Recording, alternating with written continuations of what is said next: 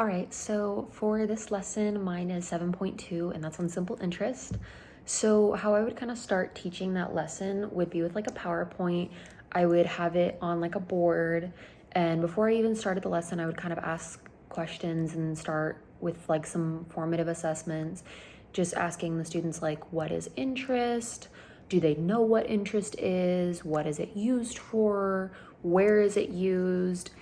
And then kind of providing a definition. And honestly, kind of one of the better definitions would be just like it being the amount charged to borrow money, just because that is what you accumulate. And then you can kind of personalize it and transition, asking if anybody knows what a loan is and what are some things that you use for a loan.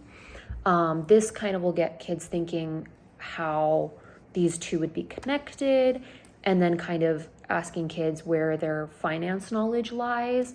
They would have some previous finance knowledge anyway, just about kind of money and value, future value, past value, etc.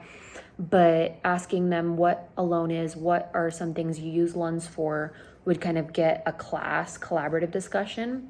Then you can kind of explain after the students answer that loans can be used for like large purchases such as car payments, house payments, etc. Anything else that the students can kind of connect. And then she will discuss what simple interest would be used and that it's easily to find, and which kind of explaining that simple interest is used on loans, thereby connecting them, stating that when you take a loan, there is interest, that the longer the loan is, the more money it would be.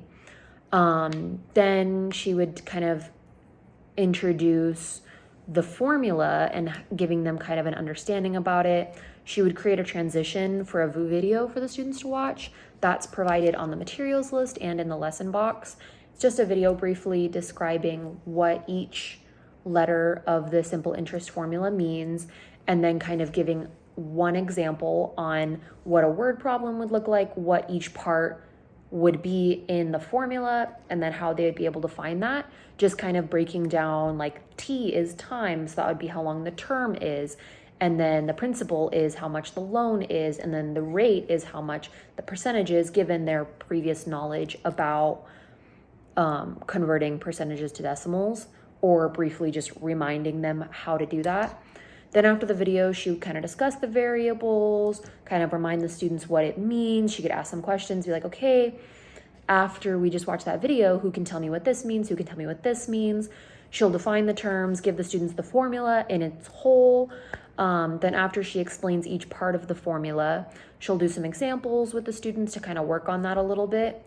Then a good activity idea could be that they could do like a scavenger hunt. So having different cards posted around the room. They'd be in 6 groups with 10 questions. One person would be their scribe, and they would number it 1 through 10. They'd go around the room with cards. They would have like a number and the question, and then on a different card would be the answer. So they would have to go find it and accurately answer, so that all the students would have the same answers 1 through 10. They'd be able to work collaboratively, and then at the end there could be a discussion as like the whole, like what the activity was in a whole. And then their summative assessment would be a worksheet that would be passed out to the students that they would fill out independently.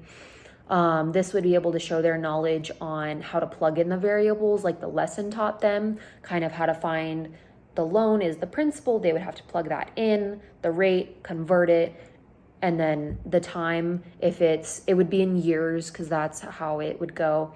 And then they'd be able to use a calculator and accurately complete that multiplication problem. Additionally, in the lesson, she would also cover how to calculate the actual interest itself and not just how much they ended up paying after the term. So you wouldn't have your total after the simple interest formula. She would also give the formula on how to also calculate how much interest total was accumulated. So that would be the P minus I, that they would kind of get the final interest accumulated amount. That would also be in their worksheet. So depending on where they got questions wrong, you'd be able to pinpoint where there was a lack of understanding. And the formative assessments would be able to kind of help the students as a whole listen to each other, bounce off each other, and then have the teacher iterate what certain directions were missed. And again, that would just be a word problem worksheet. At the top, there'd be some definitions just so they would have that reminder. And then just through this, they'd be able to understand what simple interest is. They'd learn the basic terminology of the finance. And then the future value deriving from the formula and the present loan value, the interest rates, the simple interest. And then the standard I ended up using was using proportional relationships to solve multi-step ratio and percent problems. That's simple interest, tax, markups, markdowns, gratitudes, commissions, fees, percentage increase, decrease, percent error. So this specific lesson would be focusing strictly on the simple interest form of it.